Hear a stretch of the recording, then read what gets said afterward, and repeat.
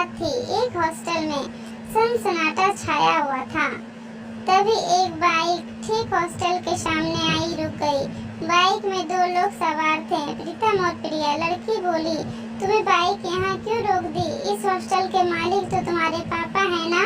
हाँ, तुम सही बोल रही हो, इस हॉस्टल के मालिक मेरे पापा हैं। लेकिन तुम तो बोल रहे थे मेरे दोस्त के यहाँ चलो, फिर अब यहाँ क्यों रोक दी? ठीक बोल रही हो, पर ये देखो, हॉस्टल का दरवाजा खुला था, जो कि हमेशा बंद रहता है। देखो प्रिया, हमको यहाँ से अच्छा जगह कहीं नहीं मिलेगा रुकने के लिए। पागल हो क्या तुम? हो सकता है अंदर कोई और मौजूद हो। अरे तुम कैसी बात कर रही हो? यहाँ के मालिक मेरे पापा हैं और रोज दरवाजा बंद करा के जाते हैं। लगता है आज चपरासी गेट का ताला लगाना भूल गया। हमें इस मौके का फायदा उठाना चाहिए। यह सुनकर प्रिया और प्रीतम हॉस्टल जाने लगा। अभी 2 कदम रखना ही था कि अचानक उन दोनों के कानों में किसी की गुर्राने की आवाज आई। लड़की डरते हुए बोली, ये किसकी आवाज है?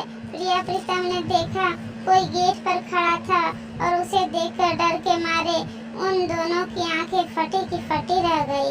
उन दोनों को बेहद ही भयानक वाला चेहरा दिखाई दिया, जो दोनों को ही घूर रहा था, जिसकी लाल लाल आंखें, बड़े बड़े दांत। उसे देखकर प्रीतम बहुत जोर से दोनों की गूंज निकली और अगले दिन सुबह में दोनों के लाश मिले। दोनों के लाश हॉस्टल के गेट पर मिले। हॉस्टल के मालिक का रो रो के बुरा हाल था, क्योंकि उसका बेटा की मौत हुई थी। मौत के बाद मिस्टर रमेश बेहद चुप से रहने लगे और अपना ऑफिस में बैठे हुए थे कि उसके दोस्त मिस्टर वर्मा ऑफिस में आ गए। वो मेरा इकलौता जवान बेटा था जो मुझे छोड़कर चला गया और आज तक उसके हथियारों का पता नहीं चला। सर, बुरा ना मानो तो मैं तुमसे एक बात बोलूं? जी बोलिए। तुम्हें राम को याद है ना? राम का नाम सुनते ही मिस्टर रमेश अचानक से चौंक गए और बोले, मैंने कहा ना उसका नाम कभी मत लिया करो मेरे सामने। लेकिन मैं तो आपको कहना चाहता हूँ कि आपसे यही कहने की कोशिश कर रहा हूँ कि उस रात के बाद से ही आपको नहीं लगता हॉस्टल में कुछ भी सही नहीं चल रहा है? मुझे तो हर तरफ उसी की आवाज़ें सुनाई देती है। बकवास बंद करो।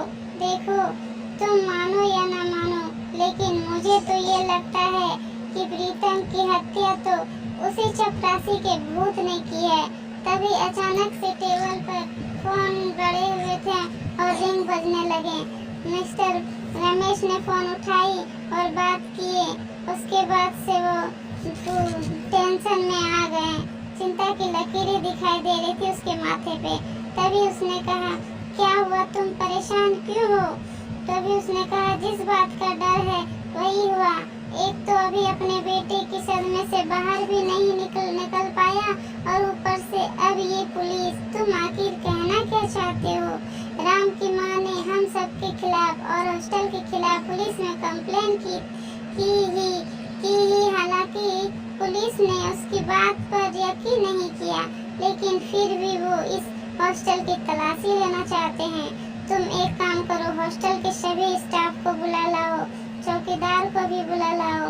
अब ये मत पूछना उसे यहाँ क्यों बुलाना है। मालिक की बात सुनकर मिस्टर वर्मा ने हॉस्टल के सभी स्टाफ को बुला लाया। तभी शीला नाम की काम करते थे स्टाफ हॉस्टल में और चपरासी वहाँ आए और बोले, हाँ मालिक, आपने हमें बुलाया, कहा चलो मेरे साथ चलो जहाँ राम सो रहा है। सभी मिलकर जाने लगे और वो हॉस्टल के आखिरी तक पहुँचे, जिसमें जमीन जिसकी कच्ची थी। चपरासी को मिस्टर रमेश ने खुदाई करने के लिए कहा। उसने खुदाई शुरू कर दी। वह खुदाई करते करते थक गया, पर वहाँ पे कुछ नहीं मिला। मालिक, मुझे तो बहुत डर लग रहा है, मुझे तो बहुत डर लग रही है। कहीं ऐसा तो नहीं किसी ने राम की लाशें को निकाल ली और उसकी माँ को सारी बातें बता दी। वो अगर ऐसा हुआ तो हम लोग जिंदगी भर जेल में चक्की पीसेंगे। मालिक मिस्टर वर्मा ने अभी कहा ही मिस्टर वर्मा ने अभी कहा ही था कि वहाँ पर कोई भूकंप आने जैसा एहसास हुआ। उसने ही देखते देखते जमीन फट गई उस जगह और उसके बेहद ही वहाँ पे कोई प्रकट हुआ, जिसके बेहद ही काले भयानक व्यक्ति निकला, जिसकी आंखें बड़ी बड़ी लाल लाल चमकीले थे।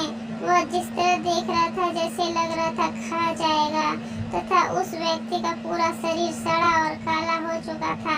ये देखते ही शीला के गले से एक बहुत जोर से चीखी निकली। मिस्टर रमेश बोले, ये कैसे हो सकता है, तुम तो मर चुके थे। अभी उसने कहा ही था कि उसके हाथों में भेड़िए जैसे नुकीले पंजे निकल आए और उसके एक ही बार में चपरासी के गर्दन में अपने नुकीले पंजे गाड़ दिए। चपरासी तड़पता हुआ गिर कर मर गया। शीला वहाँ से चिल्लाते हुए वहाँ से भागी। अचानक दरवाजा तेज आवाज के साथ बंद हो गया। अचानक वो भयानक व्यक्ति पागलों की तरह हंसने लगा। उसकी डरावने दांत नुकीले बड़े से उसके बड़े बड़े नुकीले दांत शीला के गर्दन में दबोच लिया। उसका शीला का शरीर पीला पड़ गया और वो मर गई। सारा खून निकाल दिया उसने उसका। अब मिस्टर वर्मा घुटनों के बल बैठ गए। हमें माफ कर दो राम, मेरा इसमें कोई कसूर नहीं है। सच तो ये है कि यहाँ का मालिक ने ही हम लोग को कहा था, तुम लोग उसके कहने पर ये सब किए थे। मालिक ने कहा बकवास बंद करो, जब जान पर आई तो तुम लोग हमें दोषी ठहरा रहे हो। परंतु उस भयानक व्यक्ति ने मिस्टर वर्मा की एक बात नहीं सुनी। उसने गला दबोच लिया। तभी अचानक से दरवाजा धड़ाम की आवाज से खुल गया। हॉस्टल के मालिक ने देखा, उसके सामने पुलिस इंस्पेक्टर था। एक बूढ़ी औरत थी। भयानक इंसान को देखकर इंस्पेक्टर की आंखें फटी की फटी रह गई। इंस्पेक्टर के सामने मिस्टर वर्मा का गर्दन से सर को उखाड़कर फेंक दिया।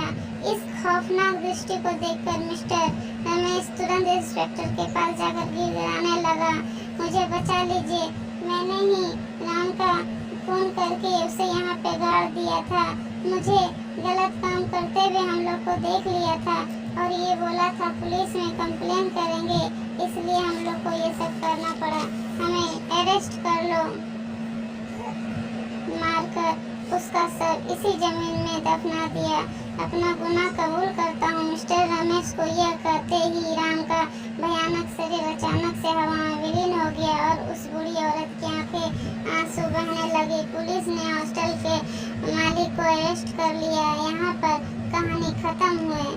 प्लीज लाइक और सब्सक्राइब करें। अगर आप सबको कहानी पसंद आए तो प्लीज हमें कमेंट करके बताएं कि हमारी कहानी कैसे लगी। मैं आपके लिए इस तरह की कहानी बहुत सारी लाऊंगी। और भी अच्छे कहानी है मेरे पास, मैं सभी को आप तक पहुंचाने की कोशिश करूंगी। लेकिन आप अच्छी कमेंट करके बताएं, लाइक करें और सब्सक्राइब करें प्लीज। Okay, bye.